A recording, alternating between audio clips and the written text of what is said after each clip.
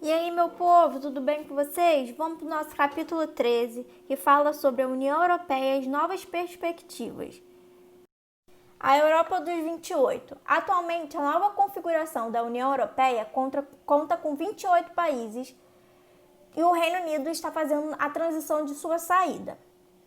A população do bloco já supera os 500 milhões de habitantes e o PIB excede 18 trilhões de dólares, o maior PIB do planeta.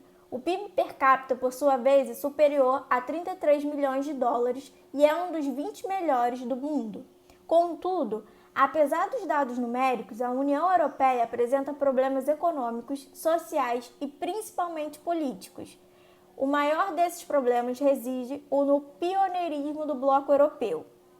Não existem no planeta blocos com tamanha integração e com essa quantidade de países, e lidar com centenas de etnias e milhões de habitantes tem se mostrado uma questão difícil. Cabe ao Conselho Europeu a definição das prioridades políticas gerais da União Europeia. O Conselho não negocia nem legisla. Em vez disso, ele define a agenda política da União Europeia, definindo a posição do bloco quanto às questões mais preocupantes. Compõe o Conselho, além de seu presidente e do presidente da Comissão Europeia, os chefes de Estado ou de governo dos 28 Estados-membros da União Europeia. No geral, as decisões do Conselho são consensuais, mas podem acontecer em casos especificamente previstos nos tratados da União Europeia, decisões por unanimidade ou por maioria qualificada. Inicialmente, assinada em junho de 2004, a Constituição Europeia garantia aos membros do bloco uma base legal comum, reestruturando em grande parte o sistema jurídico dos países europeus. No entanto, os países membros precisavam aceitar a Constituição. Tal fato não ocorreu, pois houve a oposição da França e da Holanda. Uma das maiores dificuldades para que a Constituição Europeia fosse aprovada era justamente o fato de que isso afetaria as normas públicas já existentes em todos os países, colidindo com os princípios éticos defendidos pelas respectivas legislações. A diferença cultural e ética entre os Estados-membros ainda é grande o suficiente para tornar a União Constitucional um problema. A União Europeia apresenta, porém, leis em comum em diversos aspectos, como no campo das relações comerciais e monetárias, e também as que permitem a possibilidade de livre passagem dos habitantes pelos países do bloco. No entanto, uma Constituição comum poderia comprometer, inclusive, a própria dinâmica do bloco, já que afetaria todo o sistema político-econômico que fundamenta. O Tratado de Lisboa de 2007, ele foi responsável por dar uma nova direção ao bloco, respondendo à recepção negativa da integração constitucional. O tratado previu a ampliação dos poderes do bloco sobre a legislação dos países membros, ou seja, parte da legislação da União Europeia seria mais influente que a dos próprios países. Entre suas características, o fortalecimento do Parlamento Europeu, o aumento do poder político dos cidadãos, a possibilidade de saída do bloco com aviso prévio de 1 ano, maiores poderes de decisão do bloco e a criação do cargo de presidente europeu. Uma das questões mais importantes na Europa tem sido a dualidade entre as políticas dos países europeus. Se, de um lado, a Europa tem instaurado políticas favoráveis à integração da população mais pobre e imigrante, além de sempre tentar dialogar com a população por meio de plebiscitos, por outro, existem correntes políticas mais conservadoras que defendem práticas xenófobas e uma política de taxação de impostos mais agressivas. No campo social, as manifestações sociais também têm grande influência no bloco. Destacam-se grupos feministas, como o FEME, e grupos de preservação cultural islâmica. Mas também tem se tornado mais evidente grupos conservadores, como é o caso do Aurora Dourada, que possui derivação neonazista, como já visto em capítulos anteriores. É de se esperar que um bloco constituído por tantos países possua movimentos e manifestações políticas e sociais distintos. Sobretudo no campo político das grandes potências, as eleições se tornaram um verdadeiro campo de batalha dentro da União Europeia, já que a postura política dos líderes das nações mais poderosas pode influenciar diretamente toda a dinâmica do bloco econômico. Em 2008, o estouro da bolha imobiliária nos Estados Unidos atingiu também dezenas de outros países. 2 anos mais tarde, a crise maior economia do planeta abalou a União Europeia, que se acreditava ser o mais sólido bloco econômico do mundo. A origem da crise europeia é a enorme dívida pública ocasionada por gastos excessivos com despesas maiores do que as receitas e sem o devido lastro de reservas. O problema foi, em suma, fiscal.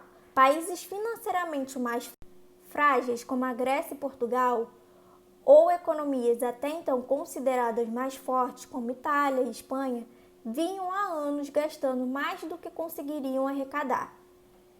Assim, o Estado passou a financiar as despesas por meio de empréstimos. Na Grécia, houve o pior caso de descontrole das contas públicas na zona do euro. A dívida alcançou uma marca de 148,6% do PIB em 2010, totalizando 340,2 bilhões de euros. Quando os números foram divulgados, instalou-se a desconfiança de que o governo grego não conseguiria honrar os compromissos e os investidores começaram a hesitar antes de comprar ações e títulos europeus. Logo depois da Grécia, em termos de endividamento, estava a Itália, cuja dívida atingiu 118,4% do PIB. Em seguida, a Irlanda, com 94,9%, Portugal, com 93,3% e Espanha, com 61,1%. Esses 5 países, conhecidos pela sigla PIGS, formada pelas iniciais de seus nomes em inglês, no mesmo período, a relação da dívida PIB da Alemanha estava em 83,2%, a da França em 82,3% e a da Inglaterra em 79,9%, todas também bastante altas e acima do máximo estipulado pela União Europeia. A diferença é que esses 3 países possuem economias altamente industrializadas, capacidade de investimentos e grandes reservas internacionais, uma espécie de poupança em moeda estrangeira, em geral o dólar, controlados pelos bancos centrais. Essas reservas servem para cobrir eventuais déficits nas contas externas e evitar ataques especulativos à moeda nacional. Já os PIGs, além de apresentarem grande dívida pública relativa ao PIB, possuem um alto déficit orçamentário e baixas reservas internacionais. A palavra Brexit foi criada para se referir à saída do Reino Unido da União Europeia. A escolha pela saída foi feita pela população do Reino Unido, que contava com a Inglaterra, o País de Gales, a Escócia e a Irlanda do Norte, por meio de um plebiscito. A população foi às urnas para votar em 2016 e a maioria dela optou pela saída do Reino Unido do bloco. Como nunca houve a saída de um país da União Europeia, não se sabe ao certo o que vai acontecer. A princípio, o Reino Unido não fará mais parte dos tratados que celebram a União Europeia e terá que rever os seus acordos econômicos e comerciais. É importante ressaltar que o processo de saída não é instantâneo, podendo levar de 2 a 4 anos para a revisão de todos os acordos. A economia inglesa é uma das maiores importantes da Europa. Alguns economistas afirmam que a saída poderá ter pontos positivos para a economia do país, pois a crise migratória estava aumentando os gastos ingleses e a crise econômica de 2010 afetou a economia do Reino Unido. Mas o futuro da economia do país e do bloco depende de fatores variáveis que não podem ser totalmente previstos. União Europeia e Mercosul. A relação entre a União Europeia com o Mercosul se iniciou na década de 1990, quando foram propostas parcerias institucionais, ampliando o diálogo político e comercial entre os blocos.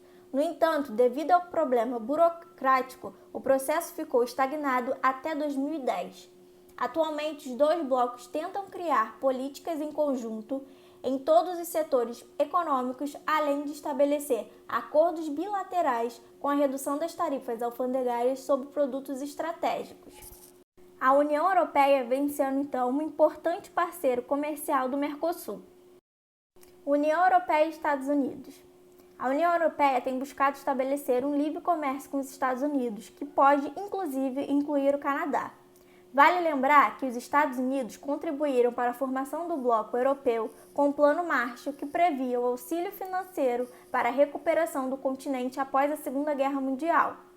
Atualmente, os Estados Unidos e a União Europeia, parceiros históricos, têm conseguido desenvolver com mais velocidade as suas relações políticas e econômicas, no Acordo de Parceria Transatlântica do Comércio e Investimento.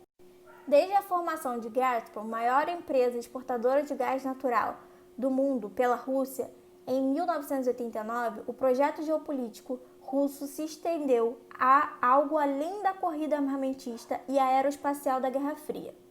Suas enormes reservas de petróleo e gás natural se transformaram em um ponto de contato entre ela e seus aliados e os países da União Europeia.